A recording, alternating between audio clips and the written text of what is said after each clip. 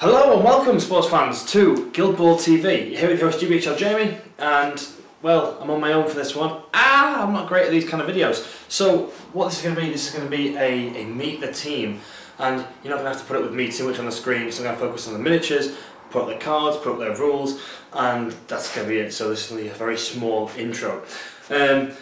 I hope you enjoy it. It's going to be my first attempt at this, and hopefully once I've learned a few more teams, there'll be some others out there. I'm going to do the Fishermen first, then probably the Masons because I own them, and then probably with Guild Ball informer Jay Finnegan, I'll probably get the Union, the Butchers, the Brewers, as he has those teams and knows a bit more about them. This is all getting recorded on Tuesday, and I hope it gets up in time. If it is uploaded and posted on the Wednesday, I apologise for being a day late.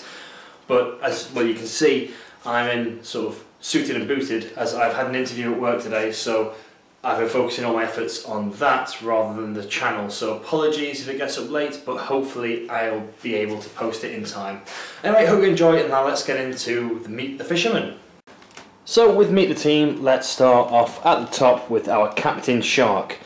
Now, a bit of the lore behind Shark is that he replaced Corsair after Corsair lost his foot to Ox, just butchering him, chopping it off.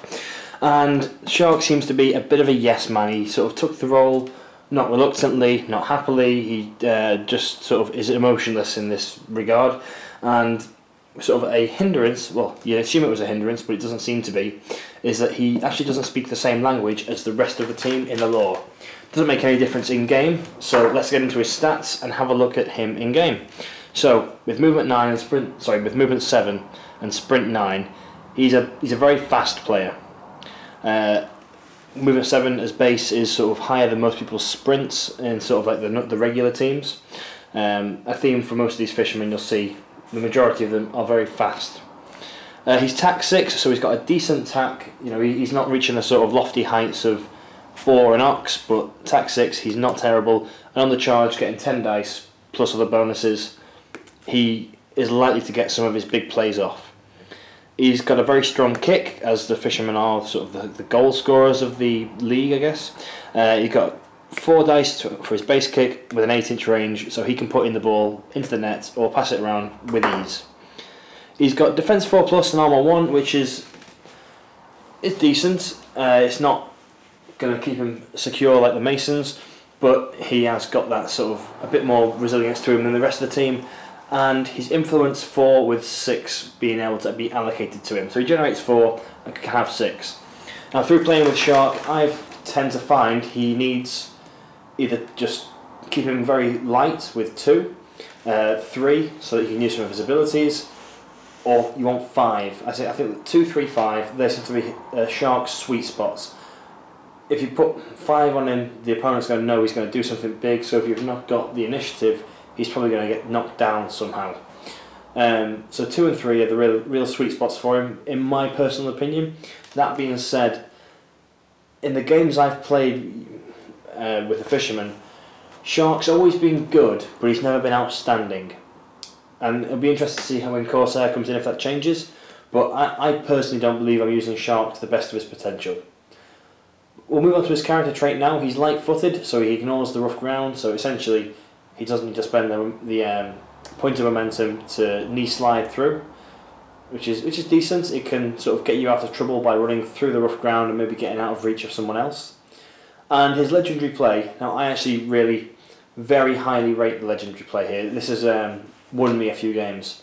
Caught in the net, it's an 8-inch pulse, so that's 8 inches around him, so a huge area of the board. Enemy models within this suffer a -4 move penalty. So a lot of the other teams will be struggling to keep up with the sort of Fisherman's base move. So, you know, sort of like the Brewers, they tend to go down to sort of like movement 1 base, movement 3 sprinting, and it lets you get that jump away from everyone. And we'll go on to the back and we'll have a look at his playbook. So on 1 result, he gets a 1 and a 1-inch dodge, which is decent. On a 2, he gets a 2-inch dodge and a tackle, so tackle early is nice. His 1-inch dodge is momentous.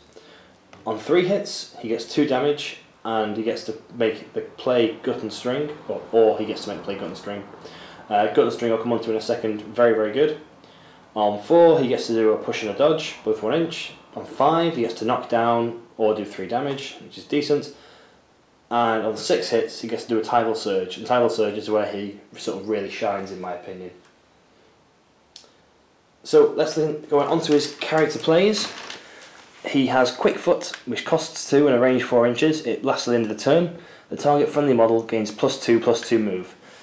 So this is a really nice ability to sort of boost his own movement, which he can be the target of, I believe. Take him up to movement 9 base, movement 11 sprinting.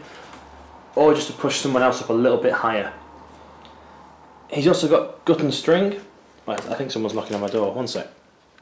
Apologies about that cut out there. Someone was knocking on the door asking about a hairdresser's head. Weird. I don't even know what to say about that. So back to where we were. Quick Foots can be used to boost your friendly teammates and your own movement by +2/+2, which is kind of decent for the slower, I say in inverted commas, members of the team. Next up, he's got Gut and String. Now this is one I really do like. It costs 3 to use if you were to use it outside of a playbook. I tend to use it as a playbook result to generate some momentum and hamper my opponents. So the target enemy model suffers -4/-4 move and -1 defense. So typically what I might find I do here is, let's say Shark's engaged in combat. I might put 3 on him with his 6 dice, hit the opponent, hopefully get Gut and String the opponent, so they got -1 defense and obviously the movement penalties, which are decent. And then hit him again, and with -1 defense, hopefully get the 3 hits again, more secure. I've got to string someone else because it's got a 6-inch range, and people tend to bunch their models together. And third time, maybe again, maybe move. But if I can get 3 models, Gut and Strung, you then play as legendary, and because the 2 movement penalties are coming from 2 different sources, your opponents will have -8/-8 move, and they don't really tend to be able to go anywhere. His last character play, Tidal Surge. This is why I like to give Shark at least 3, so he's got the option to do this and nothing else besides move. So Tidal Surge, the target model, so that's friendly or opponent, may make a 4-inch dodge. If the target model is an opposing model, it counts as a friendly model during this action. The character play may only be used once per turn. So it's a once per turn ability, but basically you can push someone 4 inches away, or towards, or you can move your own characters out of the melee zone so they can sprint off and do something else. And it's a really good ability to sort of get your team moving around the ball when it's not their activation, or to move your opponents out of the way, out of charge range. It's really great on people like Boar, other people's big guys. To you got to roll 3 dice to try and get it off, 2+ you're likely to, and really sort of get them out the game for a turn. So that has been Shark. We've met him now, and hopefully we'll get some games with him in soon. Next up, we'll move on to my personal favourite, Grace. Oh, I guess we should move to.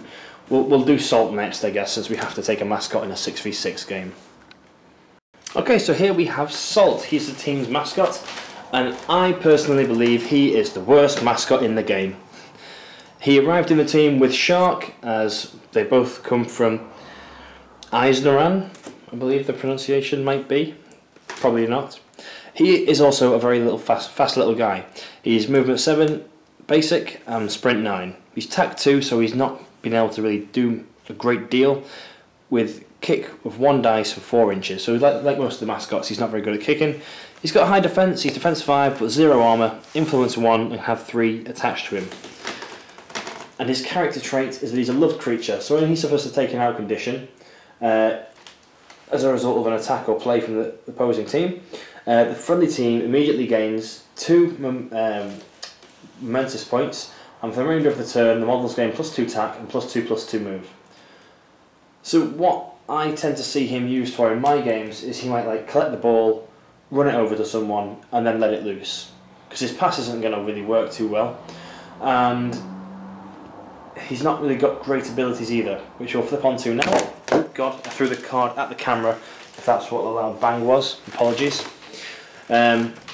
So, his playbook, on the result of 1, he can either do 1 damage or 1-inch momentous dodge. 1-inch momentous dodge, it's decent, most of the team have it. On 2, he gets to tackle, or he can make his character play Where'd They Go. Now, I really highly rate Where'd They Go. I think it's one of the best character plays in the game that I have seen so far. So where they go, this model will make a 4-inch dodge. This character play may only use once per turn. So being able to make a 4-inch dodge and then move, or move and then a 4-inch dodge, is a really great ability. Unfortunately, on this little guy, it feels a little bit wasted because you don't even want to really give him any influence because he can't tackle. What I find he's best used for is just to give you +1 dice for crowding out or impacting other people's plays. And that's Salt. Hopefully the Fisherman will get a more proactive or buff orientated mascot with the Season 2, as I feel Salt just he doesn't cut it when compared to any of the other mascots. I think he is, without being harsh to the little fella, the worst mascot in the game. And that is Salt. Next up, that I wanted to do next, really, we'll do Greyscales, the vice captain, and my favourite player on the team. And here we have the vice captain, Greyscales. So, Greyscales is by far my favourite of the Fishermen. I'm ashamed that he's... I'm not ashamed. I'm upset that he's not going to be the captain for Season 2. Hopefully in the future he will be. So, base movement, movement 5, which is feels slow for the Fisherman, but in the game as a whole it's not terrible. And he's got a sprint of 7. And the reason he's got these movements, sort of penalties as it were, is that he has where they go, which is great for this guy.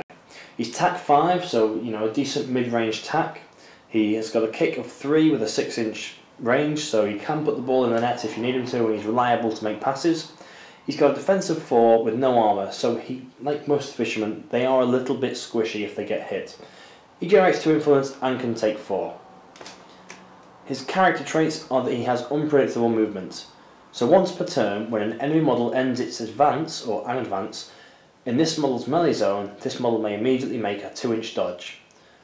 Now against opponents that have a 1-inch melee zone, this means if Greyscales gets charged, the first time in the turn, he can dodge 2 inches away and will get away from that charge and be unharmed. For models with a 2-inch melee zone, they need to go into base contact with him so that he remains within 2 inches when he dodges away. And it's a really good way of if he's controlling the ball, they've got to charge 2 people against him, or be able to get into base contact with a 2-incher to make sure they get the ball off him. Or, as some people do, because he's got unpredictable movement, he's left alone, which means he's got a bit of freedom to do what he wants. Now when we flip his card over, we'll have a look at his character plays. So in the first column he's got the ability to do 1 damage, which is non-momentous, and a 1-inch momentous dodge, as most of the team have had so far. On the second column he can do a tackle, which is decent, lots of tackles in this team, or a 2-inch dodge, which has its uses. On 3 he can make a where'd they go if he's not done so already, and he's also got the option to do 2 damage, non-momentous. Something I notice in this team, they aren't a hitting team, they tend to have low damage and there's no buffs to make more damage happen. On 4 he has Balls Gone. So Balls Gone is a great ability if you are with a sort of a character that hasn't yet activated. So Balls Gone is tackle the target enemy model, and the ball token may then be placed in possession of a friendly model within 4 inches. Essentially you tackle the ball, pass it on, in sort of football terms. But what's great about Balls Gone is because it's not a tackle result, it supersedes close control. So if you were to Balls Gone on someone with close control, their close control doesn't come into effect. So you're able to get them off in one play rather than spending sort of 2 tackles to do it. That play is only from his playbook, you can't spend influence to do it, but it's a very good ability. And on 5 he can make a momentous push and dodge. So good for Greyscales there. His character plays, he's got some interesting ones. He's got Decoy, so this costs 1 and casts it on himself. This model gains +2 defense against the next enemy attack.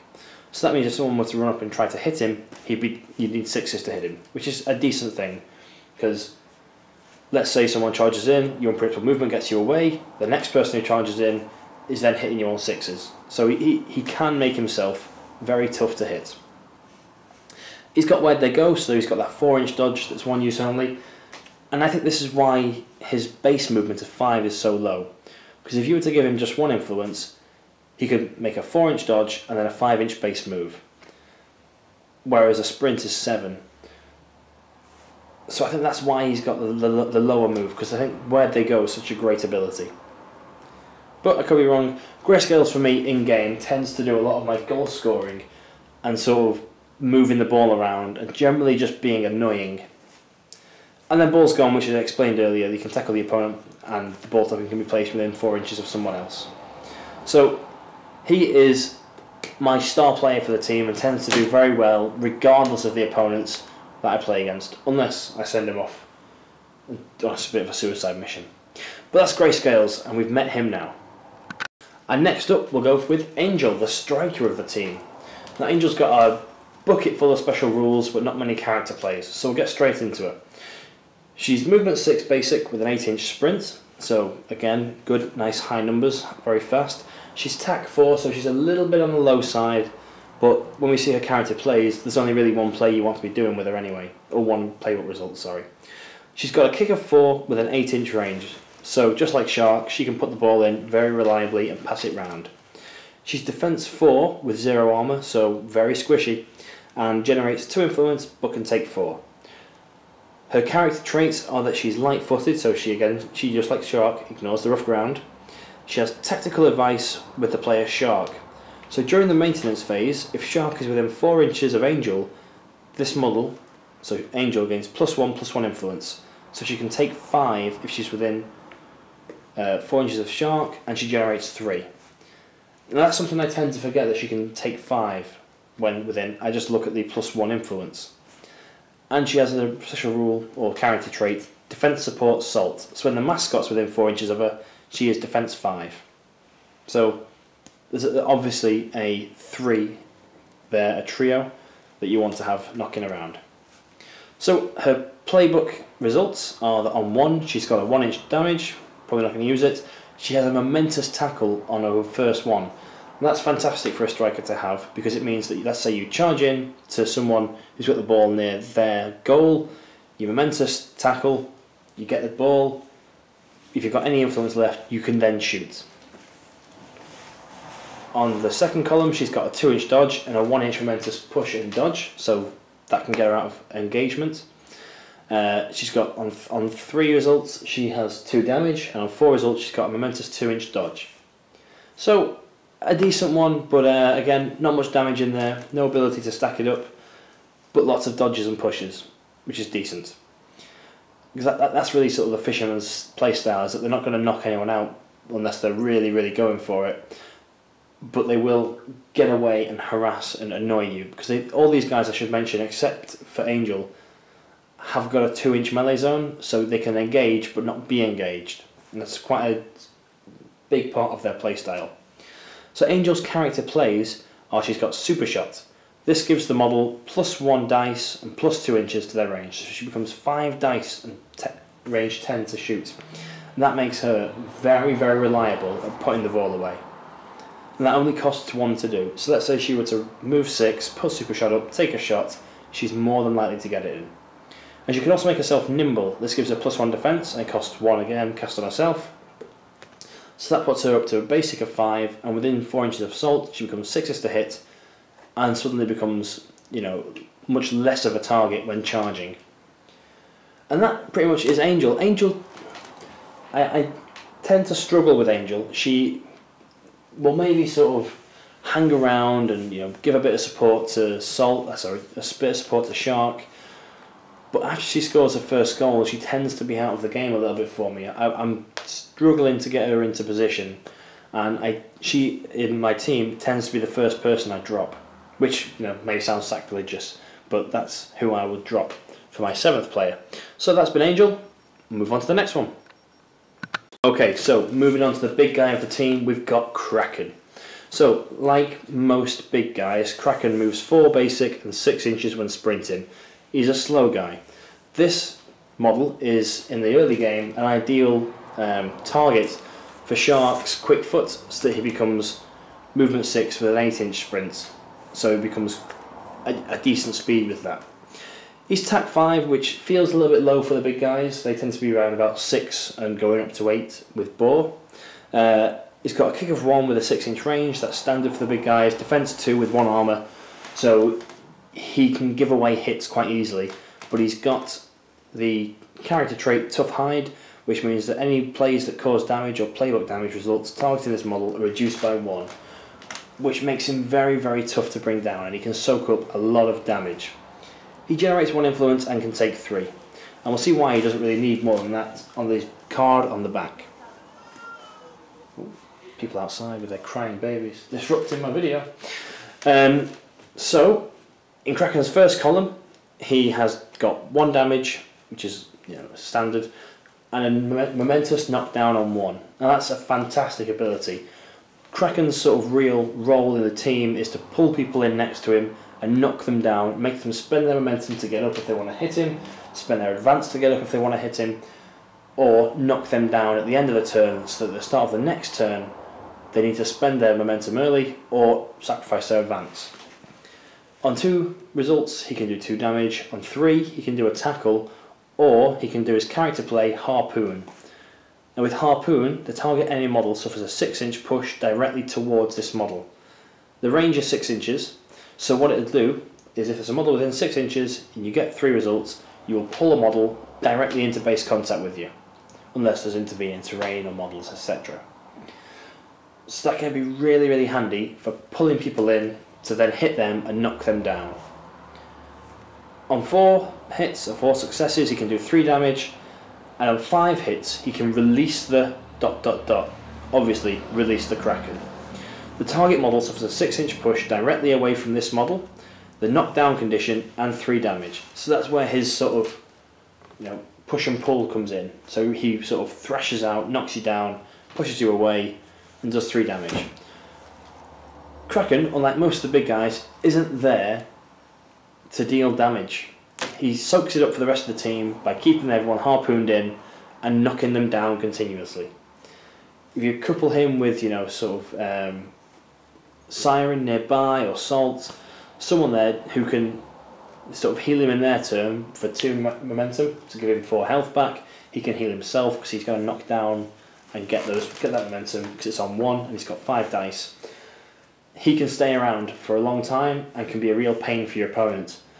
So Kraken, he never gets dropped from my team. He stays in there. His partner in crime is Siren. So Siren is a bit of an odd one. I struggled to use her effectively at the start of my sort of Guild Ball career, as it were.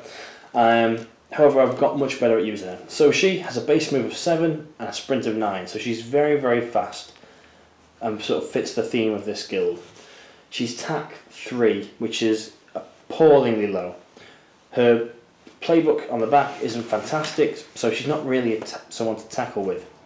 She's got kick 3 with a 6-inch range, so plenty of kick potential. Defense 4 with 0 armor, and she generates 2 influence and can take 4. And she tends to take more than what she generates, so you might class her as a greedy player. Her character traits are that she's beautiful, so enemy character plays directly targeting this model suffer minus 5-inch range. This is really great for keeping her protected against things like marked man, or woman in this instance, so that you can't get bonus charges on her, or bonus damage at range. You need to be really close to her. The engineers can't really, shotgunner, but can't crossbow her as easily. They need to be sort of like an inch or 2 away. So their abilities, she becomes a really good ball carrier against teams like that. She has the special rule or character trait Charmed Male. So this model gains +1 defense against every attack and character play made by the name model type. So if any models have the male type on their card, they're 5s to hit her. And she's protected by Kraken. While within 4 inches of Kraken, Siren gets +1 armor. So she can essentially come up to defense 5 with 1 armor, which is not terrible by any standards. Then we turn her over and have a look at her playbook, which isn't particularly fascinating, but her character plays are what really make this character worthwhile. In her first column, she's got 1 damage and a 1-inch momentous dodge, as pretty much all of the team have, bar Angel. The second column is a non-momentous 2-inch dodge or 2 damage. Again, not particularly what you want, but 2-inch dodges aren't to be snuffed at. And on the third column, she can tackle, like most of the team can, or she can make a seduced special play. And I'll come on to them in a second because these require a little bit of talking about to get their real use. So, her character plays, the first one costs 2 with range 8 inches, so plenty of range on this one. This is Lure. Target enemy model immediately moves its base move directly towards this model and can only be used once per turn. So let's say you have an enemy model within Kraken's melee zone, you lure them out, and when they lure them out, they take parting blows from Kraken and they're knocked down. So it's a way of knocking someone down despite it not being Kraken's activation. Or you can pull ball carriers towards you, you can bring people out of position, bring them into rough terrain because they've got to go directly towards. There's multiple uses for it, and Lure is a very strong ability. And then there's the big one, there's Seduced. This costs 3, or requires 3 successes on the playbook. It's got range 6 inches, so pretty standard. Target enemy model either makes a pass or attack without spending influence. The target model counts as a friendly model during this action. So what you tend to see or try to set up with this is that the opposing ball carrier will make a pass action towards Siren, which generates momentum. Then maybe Siren moves her base 7 inches towards someone else, passes the ball off, which generates another momentum. And then the receiving player of Siren's pass has got 2 momentum stored up, can make a snapshot. Or, obviously, you just get the ball towards you, make a 4-inch dodge, move your 7, pass it on, and you got the ball a long way from where it was.